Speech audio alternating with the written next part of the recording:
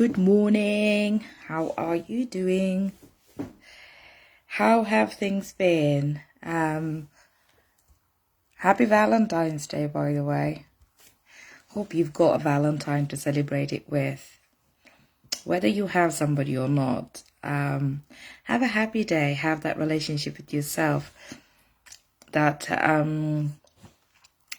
you feel so much in love with yourself that you don't need to depend on somebody else's love. Oh God, I think I've got something in my mouth.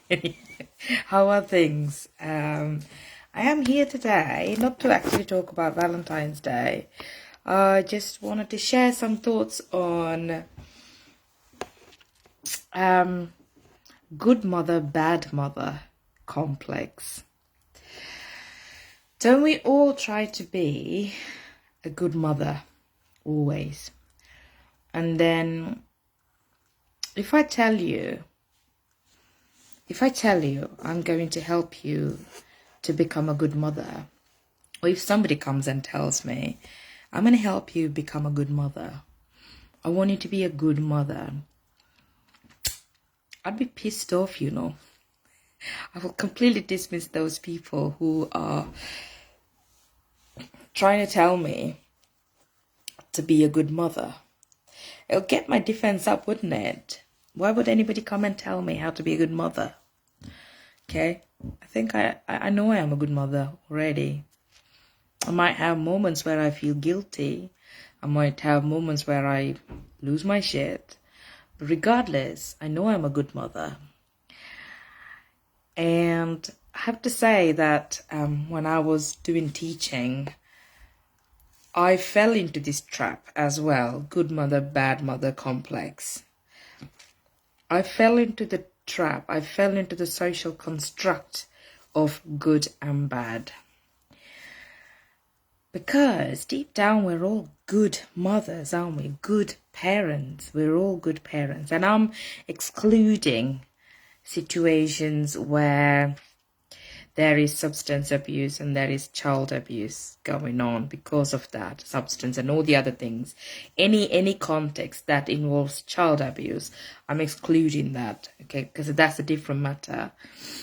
There is no time to be judging whether it's good or bad. It's just a matter of helping the children to feel safe in those situations and safeguarding children. That's a different matter. And I'm excluding that. I'm not talking about that at all. So I wanted to turn off that thought. There is no good mother, bad mother, or good parent, bad parent complex, okay? What we have, because good and bad are social constructs. What's good in one society may not appear good in another. What's appropriate in one culture may not regarded as appropriate in another culture. So good and bad are social constructs as part of conditioning that we receive as children. So we cannot be either good mother or good parent or bad parent. What we can be, however, is to be conscious. We can either be conscious parent, or we can either operate from a place of lack of consciousness. And that's called conscious parenting. You're conscious of the message that you're giving to your children through your repeated patterns of behavior. Okay? That's the key to having that connection with your children. Because, like I said, if you're constantly driven by this thought of, I want to be a good parent, I want to be a good parent, I want to be a good parent, then we are giving in or falling into the trap of pleasing a society. Okay?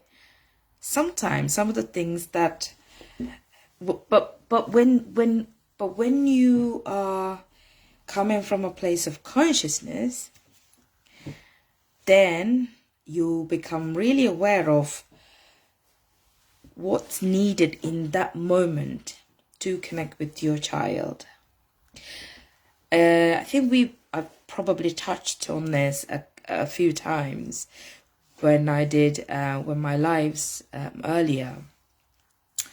So, for example, I think talked about it, didn't I? Disciplining children.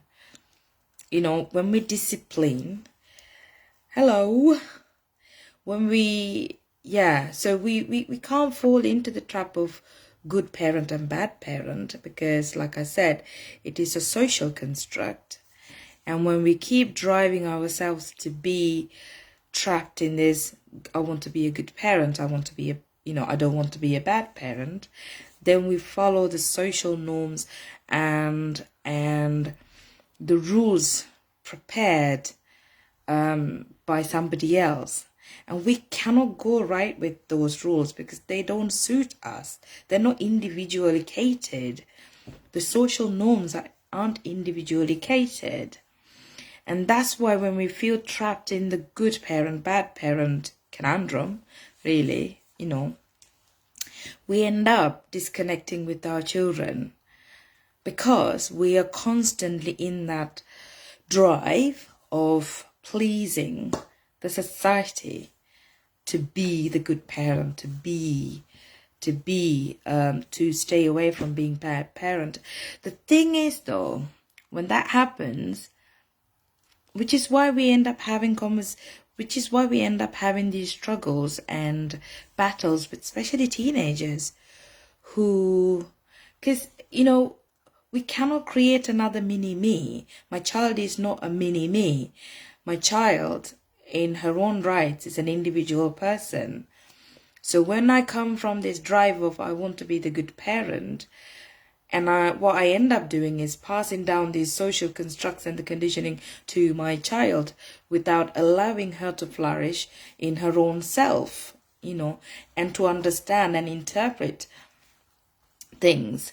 And I'll tell you a story. I'm reading a book called Bliss Brain at the moment. It's just wonderful. It's just about neuroscience, about the brain, and about how to actually attain that blissfulness in yourself, And there was a picture in that book with some rituals, and there was a naked lady in it. Okay, so my daughter looked at it, and then immediately closed the book, and I said, I can't look at it.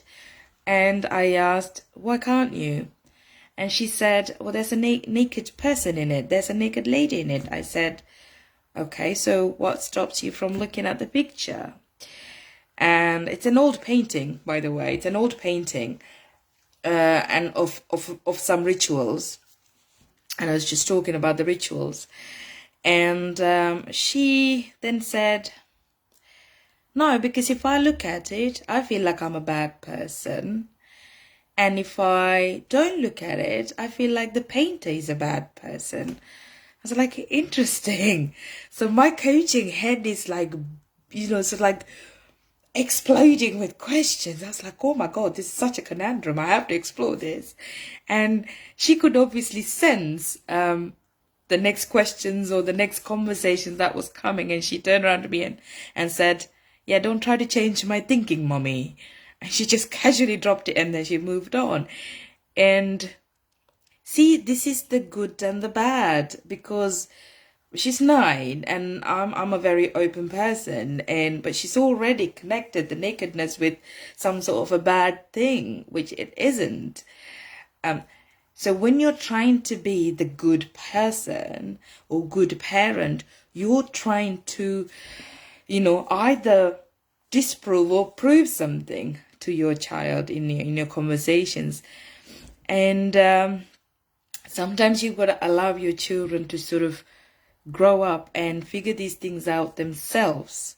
In that moment, what we can do is to be conscious rather than being driven by the good and bad concept, and which is why disciplining is totally inappropriate to be applied with children, because it creates the good and bad conundrum. It creates the it just conditions children to think. Follow means good. Submission means good. Obedience means good, which it isn't. And then disobedient means bad. Not follow means bad.